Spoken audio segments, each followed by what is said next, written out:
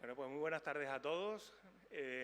Mi nombre es César García, soy neumólogo y el responsable del área médica neumológica del programa de trasplante pulmonar de la Comunidad Autónoma de Canarias. Esta sesión, este aula de pacientes que hoy vamos a tratar es sobre el trasplante pulmonar, que como todos ustedes saben, tanto los pacientes y personas aquí presencialmente asistiendo como aquellos que están conectados a los canales de YouTube, etcétera, pues un programa que se puso en marcha en mayo de 2023 y que afortunadamente pues ha tenido una trayectoria positiva. Yo agradecerles tanto a los presenciales como a los conectados pues el asistir a esta sesión, sobre todo para compartir experiencias, al igual que el año pasado. Tenemos un grupo de pacientes que están en esa fase inicial del pretrasplante y tenemos pacientes trasplantados que también están aquí, que quieren comentar seguramente al final de la sesión, pues comentarios, experiencias, dudas, etcétera. Como esto es una sesión que se va a grabar y se va a publicar después en YouTube para verlo en diferido, las preguntas las dejaremos para el final y los comentarios para así hacer la sesión de un tirón. Inicialmente hablaré yo de lo que es la parte del circuito, por así decirlo, que un paciente cuando viene por primera vez a ser valorado para un trasplante pulmonar tiene que seguir, ¿no?, con un número de pruebas, lo que llamamos la fase pretrasplante, la fase de lista de espera, la fase del trasplante en sí y el seguimiento post-trasplante. Esas son un poco las fases de ese circuito. Intentaré resumirlas porque evidentemente esto es más complejo de lo que parece, ya muchos de ustedes, los trasplantados, saben de qué estoy hablando. Y después, posteriormente, mi compañero Jaime Mármol, que es el enfermero gestor de casos, cuyo trabajo es clave también en este programa, pues hablará de la parte que a él le compete. Bueno, quisiera agradecer, como ven, los tres personas que aparecen aquí en esta presentación realmente fueron los residentes que hicieron esta sesión general el año pasado para todo lo que es el hospital, para el área médica y el área sanitaria, que son dos compañeros residentes de neumología y un residente de cirugía torácica. Con lo cual les doy las gracias porque la presentación es de ellos, pero me gustó tanto que se las he pedido para volverlas a repetir, ¿vale?, con algunos datos actualizados. Bueno, el índice, pues fundamentalmente lo que yo voy a intentar hablar durante los próximos 15-20 minutos, porque yo hablo muy rápido e intento ir rápido porque lo que quiero es tiempo para que ustedes también consulten sus dudas, es ese circuito del que hablábamos, ¿no? Nosotros tenemos un objetivo general en el trasplante que fundamentalmente, como veremos, es en aquellas personas que tienen enfermedades respiratorias avanzadas, en las que han agotado todas las posibilidades terapéuticas, pues intentar de esta manera darles calidad de vida y años de vida que por su propia enfermedad las estadísticas dicen que su pronóstico a corto o medio plazo va a ser peor que lo que le puedo ofertar con un trasplante. Esa es la idea principal del trasplante de pulmón, como cualquier trasplante de órganos sólidos y trasplantes de médula, etcétera. Es proporcionar una mejor calidad de vida para ese paciente limitado, en este caso respiratoriamente, y intentar darle más años de vida. El circuito consta de tres fases, fundamentalmente la fase de evaluación pretrasplante, la fase de lista de espera, inclusión en lista de espera y lo que es el trasplante en sí, el día del trasplante, y ese seguimiento post-trasplante, no solo la fase aguda de ese enfermo recién posoperado, sino cuando consigue salir del hospital e irse a su casa, cómo cambia su vida y qué mínimos tiene que cumplir para que esto realmente sea un éxito. El éxito del trasplante no es del cirujano, no es del neumólogo, no es del enfermero, es del equipo multidisciplinar, y en ese equipo multidisciplinar para nosotros el paciente trasplantado y su entorno forma parte también, ¿vale? No es solo un equipo multidisciplinar sanitario y no sanitario, sino también del propio paciente. Bueno, dicho esto, como comentaba, es una alternativa que tenemos gracias a los avances técnicos, los avances médicos, etcétera, para aquellas personas que están muy limitadas poder darles mayor calidad de vida y prolongar su supervivencia. Lo que está claro es que es un proceso complejo, pero desde el punto de vista sanitario es una atención médica que es segura, que tiene que ser equitativa, hay que seleccionar bien a esos posibles receptores, priorizándolos según su gravedad, ¿vale? Tiene que ser transparente, aquí no hay negocios con los órganos de los donantes, hay una organización nacional de trasplante que es muy rigurosa y que los protocolos establecidos se cumplen a rajatabla, ¿vale? No por ser un amigo mío va a tener más ventaja que un paciente que no es conocido dentro del equipo, ¿vale?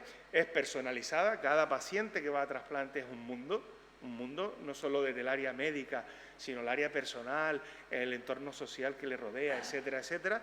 Y, por supuesto, tiene que ser un programa que sea eficiente, es decir, que los resultados, evidentemente, sean buenos. La situación actual, si nosotros nos fijamos en esta diapositiva, que fue la que pusimos el año pasado, antes de empezar nosotros con el programa, si se fijan, históricamente el trasplante pulmonar ha aumentado de una manera, en los últimos años, de manera significativa, hasta el punto de que en el 2022 se trasplantaron casi 400 pulmones, 400 pacientes en el año, y actualmente tenemos los datos del 2024, porque el 2025 no ha terminado, estamos hablando que hemos superado los 500 trasplantes. ¿Vale? Esta diapositiva las ponemos siempre para que vean que España es líder a nivel mundial en trasplante de órganos sólidos, gracias a la política que tiene de la ONT y los recursos que disponemos, etcétera. ¿Vale? Aquí esta diapositiva también lo que viene a representar fundamentalmente es no solo que nosotros tenemos pacientes para trasplantar, sino que el trasplante existe por la solidaridad, ¿vale?, de unos donantes que fallecen por diferentes motivos y en los que han decidido, bien previo a su fallecimiento, bien sus familiares, aceptar la donación, y gracias a ese gesto solidario, pues los pacientes pueden beneficiarse de esos órganos que están muy bien evaluados y que son óptimos para trasplantarlo y poder que ese paciente trasplantado pueda ejercer una vida, como comentábamos, con calidad y con años por delante, ¿no? Destaco Canarias porque Canarias es una comunidad que es bastante solidaria y la tasa de donación anual es alta, y de esa tasa de donación, aquellos pulmones que realmente son eficaces, siempre se han ido hasta el año 2023 a la península, vienen los equipos de trasplante pulmonar a buscarlos, pero desde el 2023 esos órganos por legislación autonómica se quedan aquí, salvo que hayan urgencias ceros a nivel nacional, es decir, que ese pulmón tiene que ir para un paciente que está ya en el límite. Entonces, nosotros, uno de nuestros fuertes, que es una cosa que hay que decir y con la boca bien grande, es que tenemos un programa que es autosuficiente, nos autoabastecemos de nuestros propios donantes.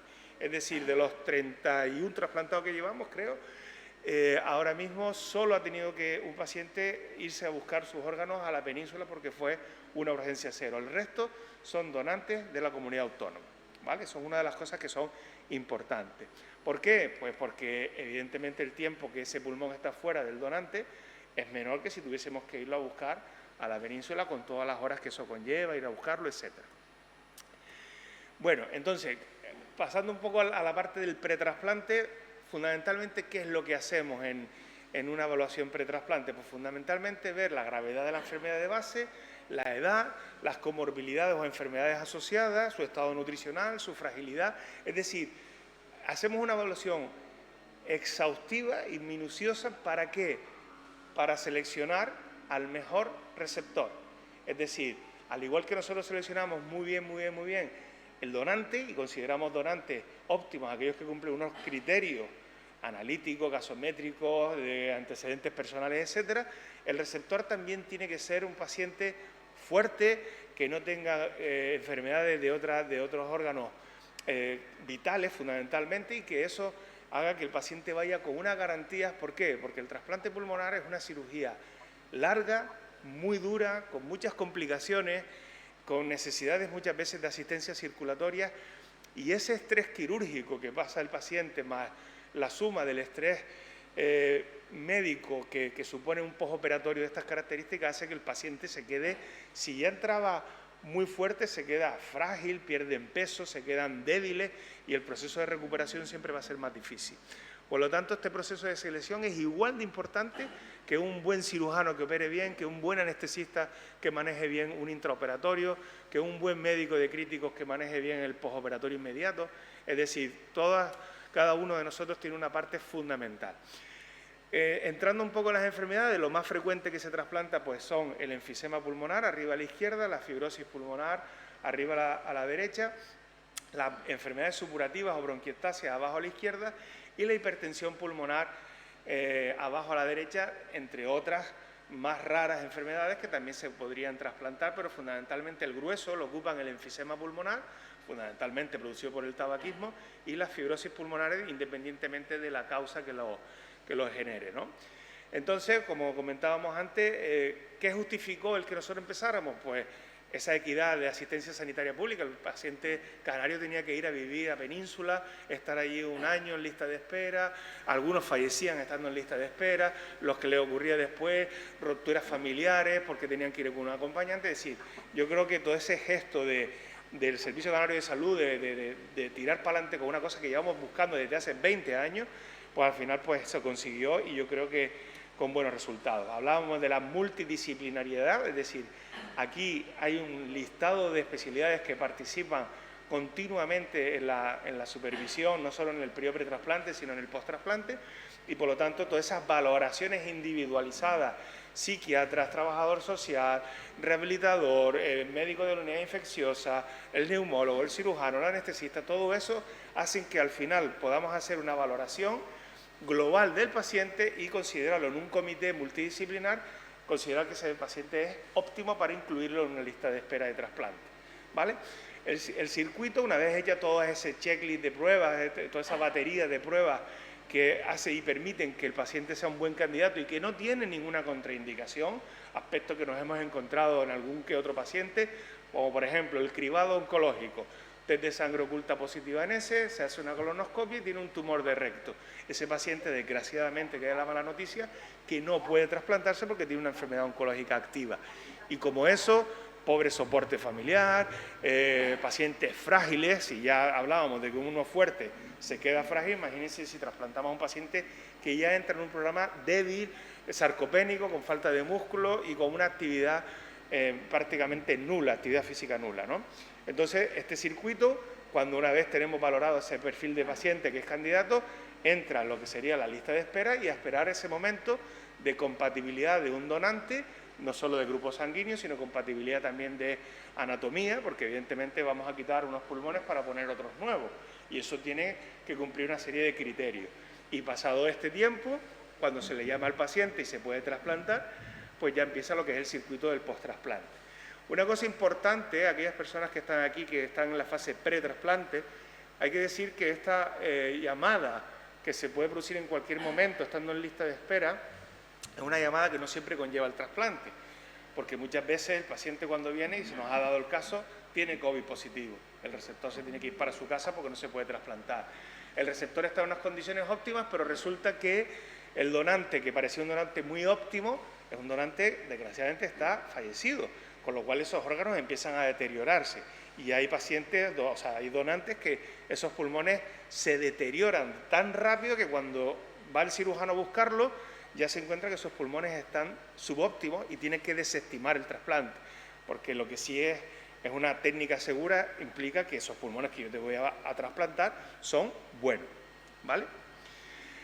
Bien, la parte del trasplante en sí, yo creo que he ido explicando ya varias cosas, existen unos criterios de donación, ese aspecto lo recalco para que esos pacientes que van a entrar en lista sepan que esto está regulado y que tienen que cumplirse unos mínimos, ¿vale? Es decir, no puede donar todo el mundo, personas con enfermedades oncológicas activas, pacientes con infecciones graves, donantes, estamos hablando, añosos, hasta los 75 años, se pueden valorar donantes para situaciones muy extremas, pero lo ideal es que a alguien que tiene 30 años le trasplantemos unos pulmones de 30 años, ¿vale? Pero a veces no es posible y a uno de 50 hay que ponerle uno de 70 porque no puede esperar más, ¿vale? Es decir, que esos criterios de selección, de aceptación de un donante son muy rigurosos también, porque evidentemente lo que no podemos es quitarte una enfermedad y ponerte otra. Si los pulmones están dañados, no se te pueden poner. Si detecto que tiene un posible cáncer, no te voy a trasplantar un cáncer, ¿vale? O sea, esas son ideas y dudas que surgen en las consultas y que yo quiero aclararlas.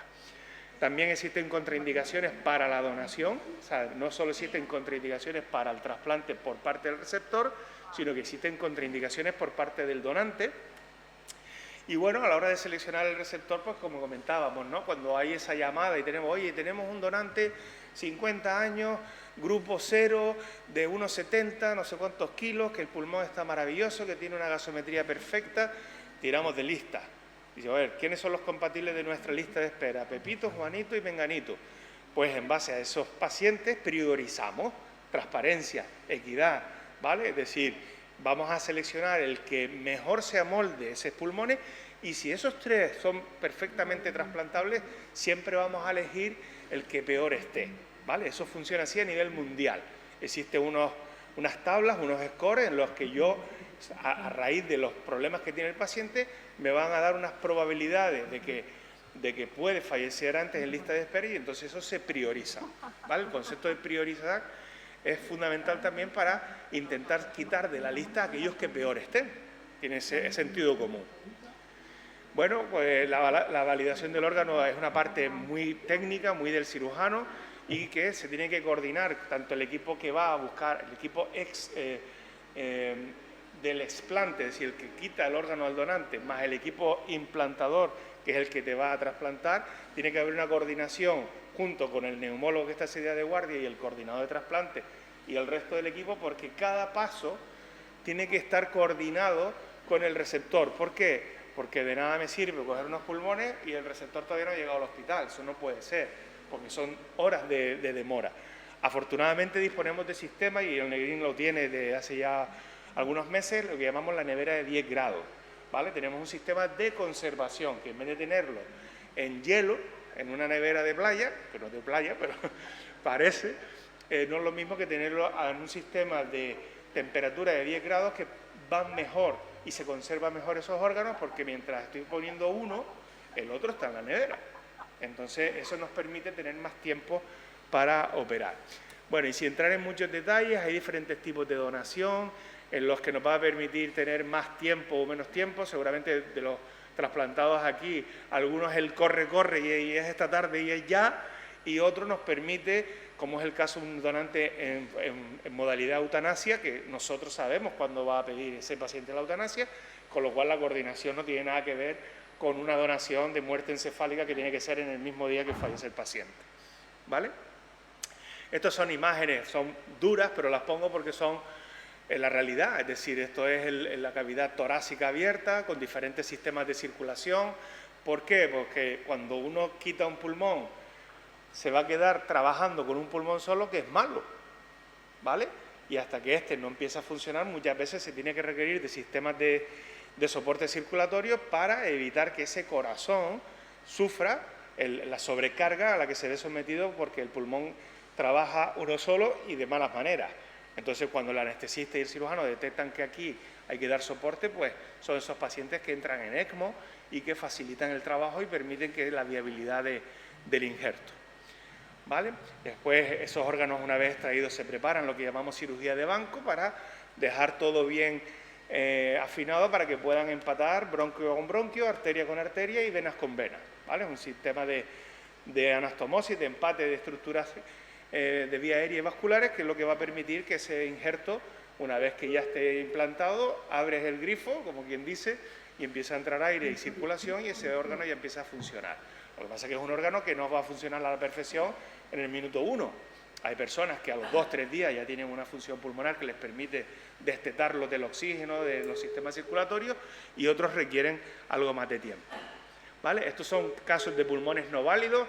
Vas a buscar esos pulmones y cuando los abres dices que estos pulmones están muy tocados por el tabaco, porque fue fumador, o tienen hematomas a raíz de un traumatismo, o lo que sea, y hay que desechar, ¿vale?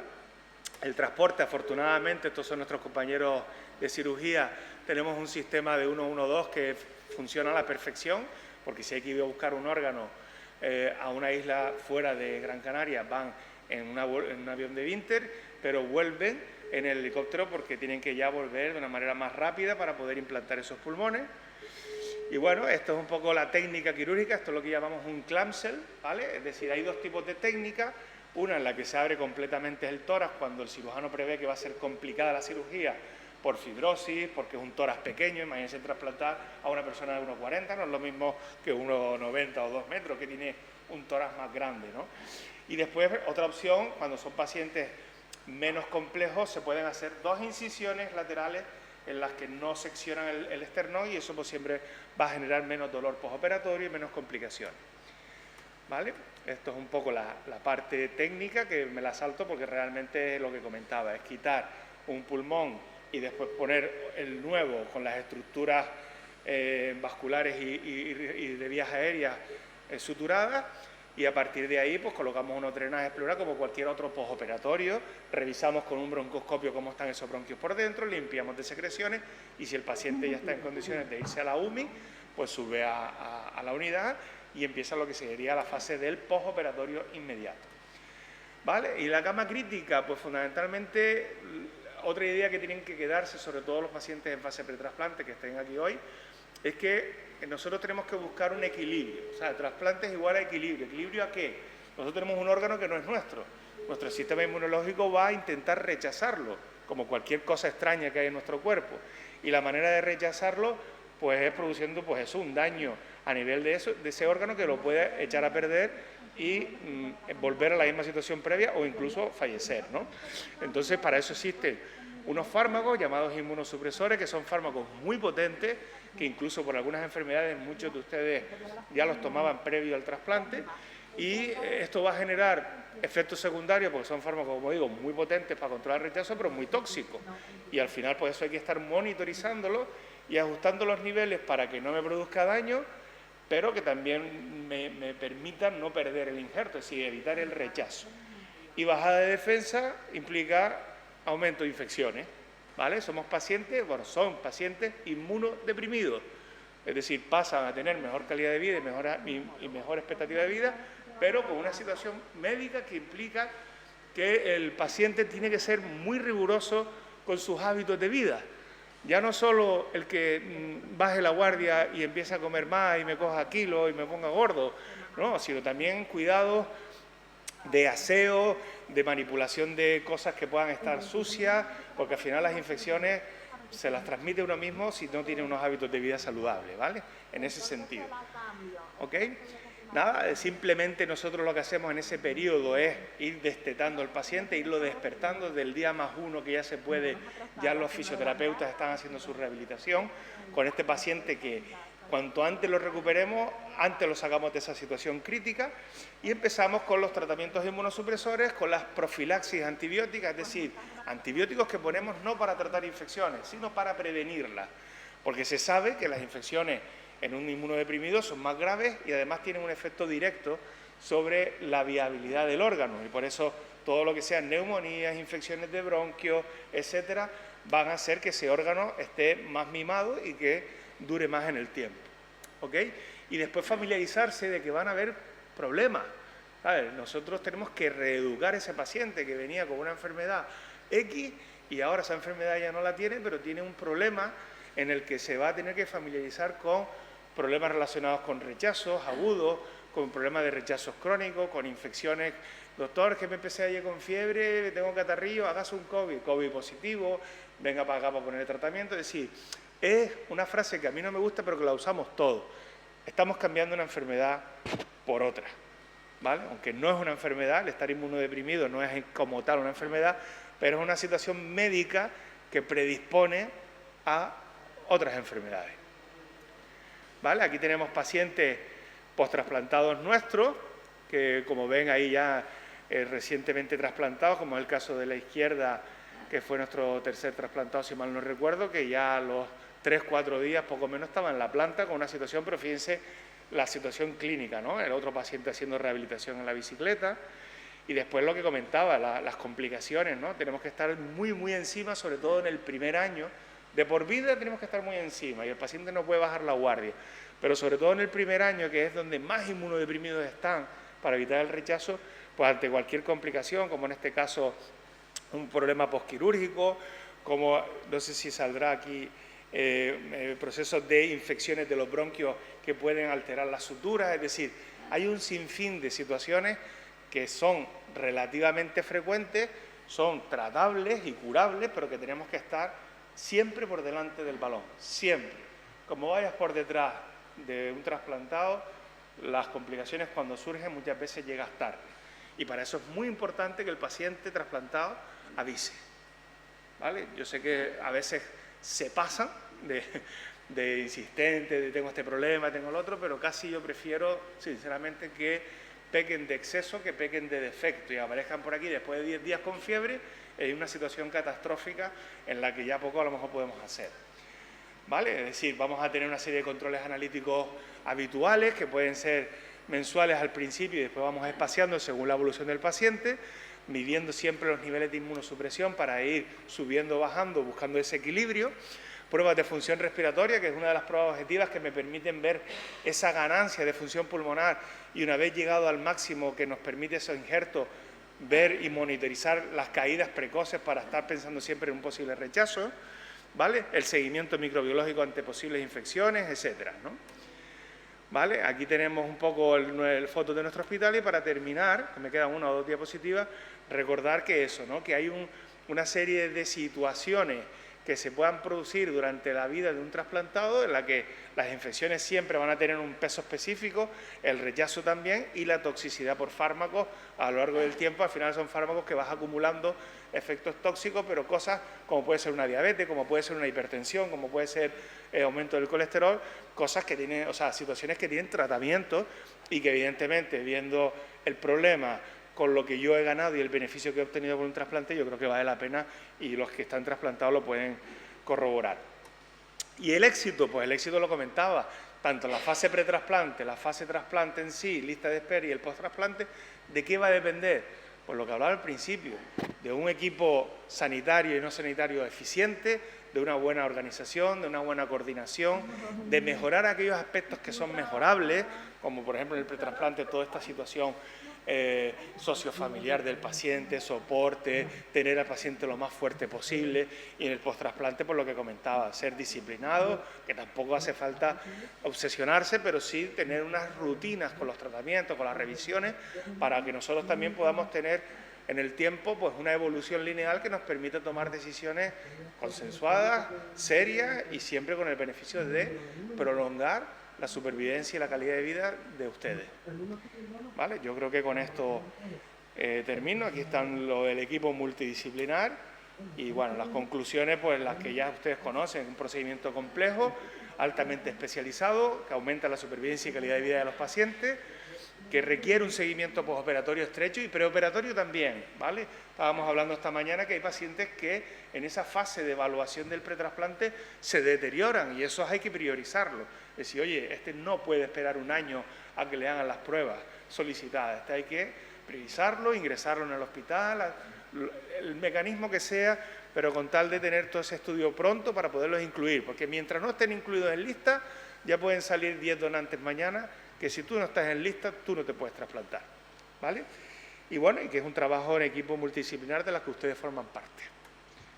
Pues muchas gracias por la atención y ahora yo le paso la palabra a mi compañero Jaime para que hable de su parte y ya finalmente pues hacemos un ruegos y preguntas, unos minutitos de comentario.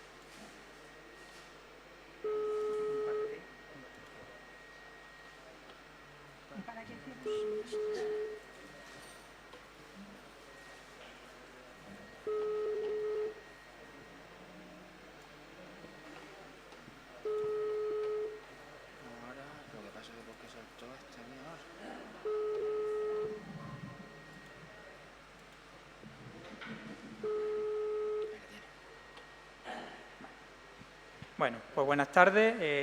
Agradecer a todos vuestra presencia aquí en esta sesión de aula de pacientes trasplantados y también agradecer a aquellas personas que estén conectados desde casa.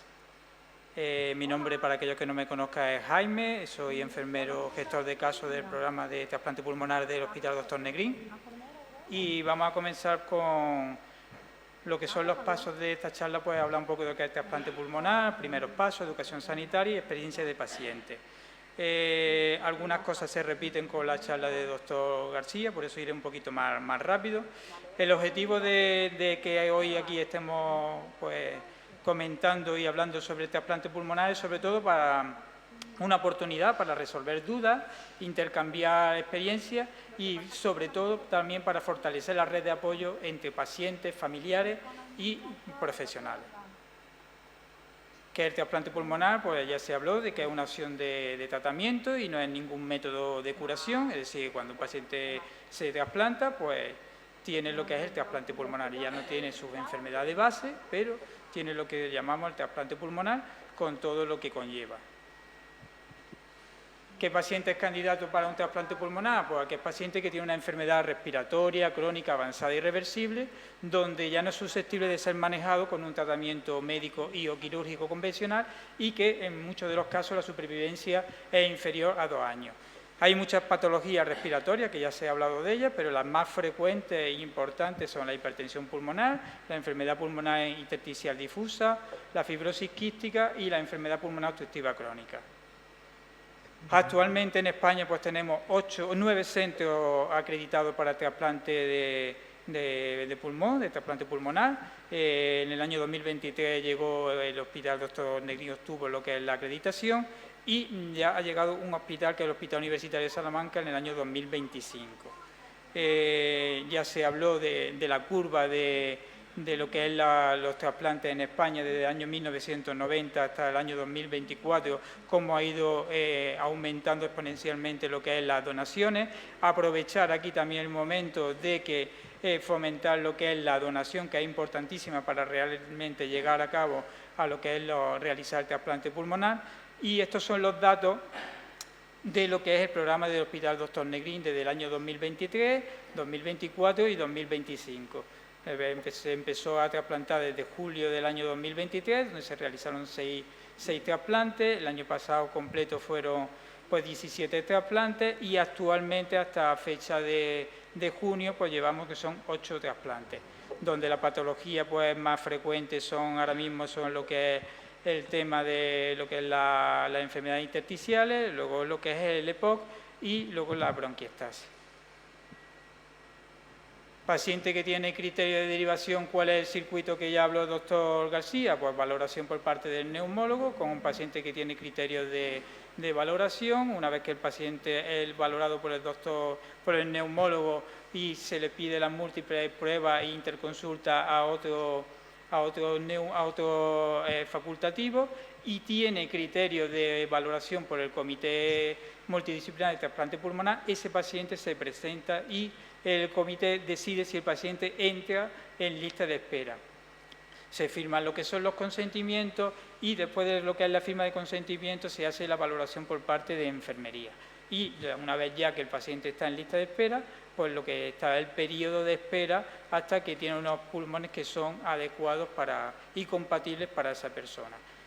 Lo que es el objetivo de una consulta especializada de enfermería, sobre todo, lo primero es conocer tanto a lo que es el paciente, conocer también lo que es el cuidador familiar principal, expresar y lo que es enseñar todo el proceso que conlleva desde la fase de pretrasplante, trasplante y seguimiento después del trasplante, hablarle de lo que son las etapas de lo que es el trasplante, hablarle también, intentar ayudarle y disminuir e intentar enseñar lo que son herramientas para que los miedos que esa persona pueda llevar antes de lo que es someterse a este tipo de intervención, pues es intentar ayudarle. Explicarle la importancia de lo que es la adherencia al programa de trasplante pulmonar, que no solo supone lo que es trasplantarse, sino luego hacer un seguimiento, venir a lo que son las pruebas, venir a las consultas, llevar a cabo también lo que es la adherencia al tratamiento y todo lo que lleva en conjunto para que lo que es el trasplante de pulmón sea un éxito. La educación sanitaria se le explica también en la consulta, pero realmente se lleva a cabo cuando ya el paciente y familiar ha pasado la etapa más crítica y ya está en lo que es en la planta de hospitalización, y hablamos sobre todo y intentamos enseñar lo que son las técnicas de adherencia al tratamiento, autocuidado, enseñar los signos y síntomas de alarma que pueden aparecer después del trasplante y cuáles son los hábitos habituales y saludables para que todo vaya funcionando bastante bien. Un potencial receptor de inclusión en la lista de espera, pues aparte en la consulta de enfermería, pues también se le entregaría lo que es el manual de trasplante para pacientes y familiares, que ahí pues se le entrega ese manual donde se le da toda la explicación de lo que es todo el proceso de trasplante, lo que es el trasplante pulmonar, que normalmente nosotros siempre intentamos que realmente lo lleven a casa, pero que realmente lo lean y nos pregunten las dudas que puedan surgir. Resolver últimas dudas y preocupaciones, recomendaciones se le da recomendaciones de hábitos de vida buenos hábitos de vida durante lo que es la lista de espera, y se le facilita lo que son los teléfonos de contacto y correo electrónico, además de bibliografía para aumentar los conocimientos relacionados con lo que es el trasplante pulmonar. Cuando ya tenemos nuestro paciente que ya ha sido trasplantado, que ha pasado por su fase más crítica, ya sea en UMI o REA, y ya lo tenemos en nuestra planta de hospitalización, donde normalmente ya tiene una estabilidad hemodinámica y también respiratoria, pues nuestro paciente va a tener una serie de barreras que tiene que superar, sobre todo lo que es recuperarse a nivel no solo físico de lo que es una intervención tan compleja, sino también a nivel psicológico. El paciente trasplantado pasa por una fase de un estrés psicológico bastante importante desde que se opera hasta que realmente se va recuperando después de la intervención, donde va pasando por diferentes etapas lo que son anímicas. Al principio tiene fases de euforia y de ganas de vivir y de alegría, y luego incluso algunas veces tiene pues, fases de lo que es un poco de ansiedad, depresión, sentirse culpable también por lo que es los órganos del paciente trasplantado. Aprender nuevos tratamientos, porque estos pacientes vienen con una enfermedad de base, que ya esos tratamientos ya no se van a usar y tienen que aprender nuevos tratamientos, aprender nuevos autocuidados y vivir con una enfermedad nueva.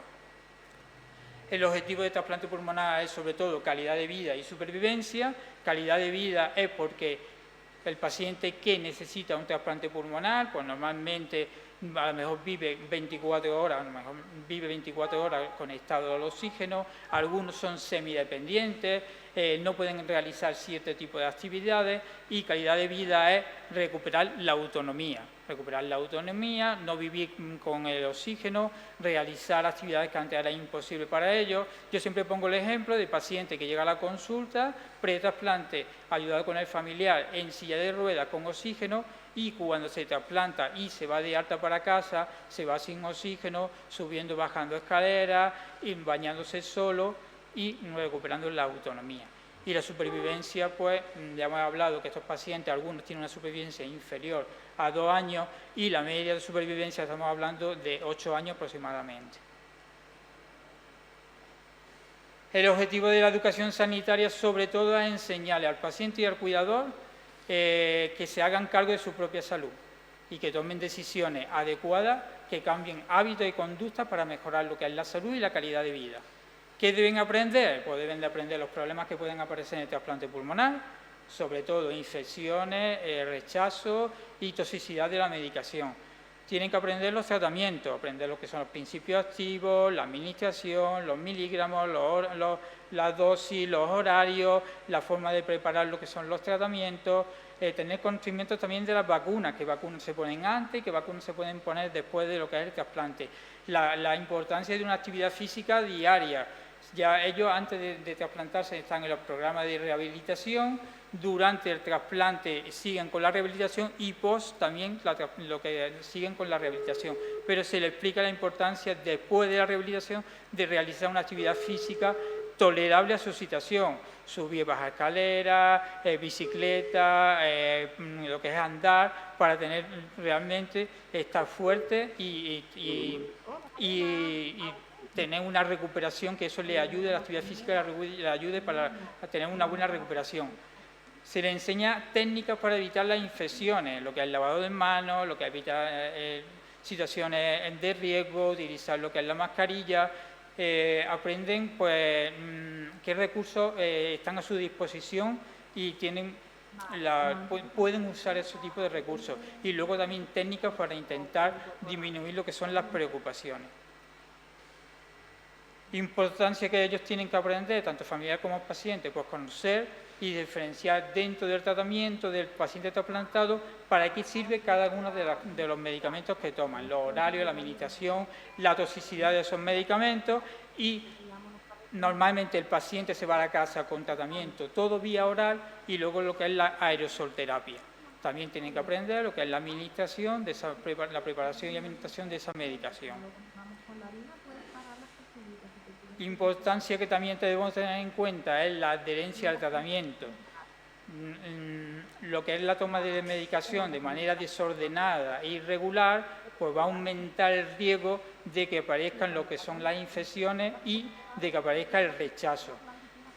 La evidencia científica dice que teniendo una buena adherencia, pues lo que va a hacer que mejore lo que es la expectativa y lo que es la supervivencia de lo que es el trasplante. Se intentan enseñar una serie de técnicas y controles para mejorar lo que es la adherencia, ya sea con lo que son las hojas de registro de tratamiento, lo que es el control de lo que son las constantes, las hojas que se le da de ayuda para el tratamiento. Con todo eso lo que intentamos es mejorar lo que es la adherencia al tratamiento.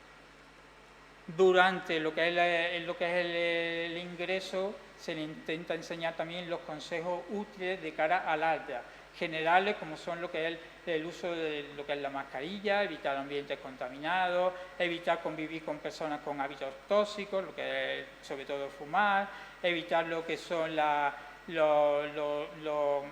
tener contacto con personas en riesgo.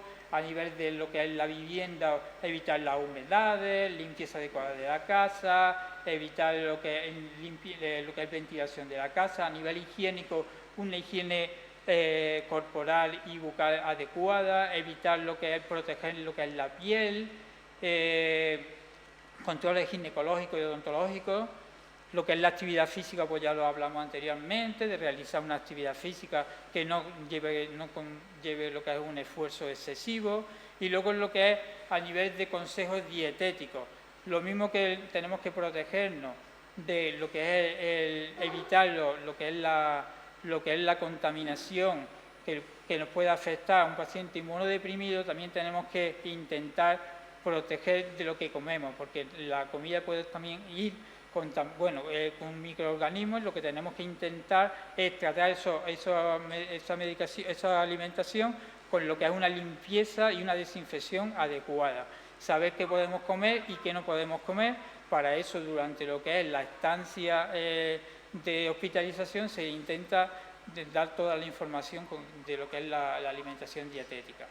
Y yo finalizo ya pues diciendo de lo que es el éxito del trasplante no solo depende de lo que es el acto quirúrgico, sino también depende de un control adecuado a largo plazo por parte de todos.